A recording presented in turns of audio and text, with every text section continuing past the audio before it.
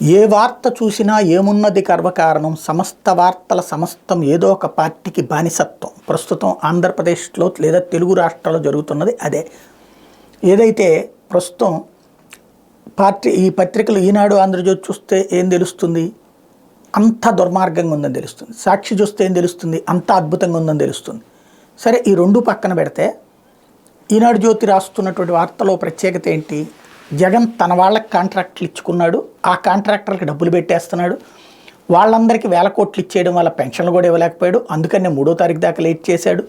అంతే తప్ప చంద్రబాబు అడగటం వల్లనో లేకపోతే వాలంటీర్లను ఆపేయడం వల్ల నిమ్మగడ్డ పిటిషన్ వల్లనో కాదు, వృద్ధులను రోడ్డు మీదకి తీసుకొచ్చింది జగనే అనేటువంటి కోణాన్ని ప్రొజెక్ట్ చేసే ప్రయత్నం చేస్తున్నారు.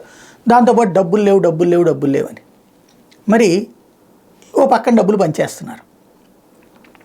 డబ్బులు తన వాళ్ళకి 13,000 కోట్లు పనిచేశాడు, 19,000 కోట్లు పనిచేశాడు, మళ్ళీ వాళ్ళే రాశారు. ఒక పక్కన డబ్బులు లేవు పెన్షన్లకి అని రాశారు, ఇంకో పక్కన తన వాళ్ళకి పనిచేశాడు కాంట్రాక్టర్లకి అని రాశారు. అందువల్లనే వృద్ధులకి డబ్బులు లేవని. ఈ రెండిట్లో ఏది నిజమని నమ్మాలో తెలియదు. ఈలోపు ఇంకొక వార్త రాసింది ఈనాడు. మధ్యాహ్న భోజనం పథకంలో భాగంగా ప్రభుత్వ పాఠశాలలో విద్యార్థులకు అందిస్తున్న చిక్కీల బిల్లుని గతేడాది అక్టోబర్ నుంచి ప్రభుత్వం చెల్లించడం లేదు. కోడిగుడ్డు చిక్కీలకు కలిపి ఫిబ్రవరి నెల వరకు 189 కోట్ల బకాయిలు పెరిగిపోతే ఇందులో చిక్కీల బకాయి 52.44 కోట్లు ఉంది. బకాయిలు చెల్లించాలని కోరుతున్న ప్రభుత్వం నుంచి ఎలాంటి స్పందన ఉండటం లేదని గుత్తేదారు వాపోతున్నారు. ఇదే పరిస్థితి కొనసాగితే సరఫరా నిలిపేయాల్సి వస్తుందని చెప్తున్నారు. ఇది అంటే ఇతను తెలుగుదేశం కాంట్రాక్టరా, అందుకని ఇతనికి డబ్బులు ఇవ్వలేదా? మరి డబ్బులు కాంట్రాక్టర్లకు దోచి పెడుతున్నాడు అని చెప్పారు కదా, మరి ఇతనికి ఇవ్వకపోవడం ఏంటి? వైసీపీ వాళ్ళకి కాంట్రాక్టులను కూడా రాశారు కదా, ఏది నిజం?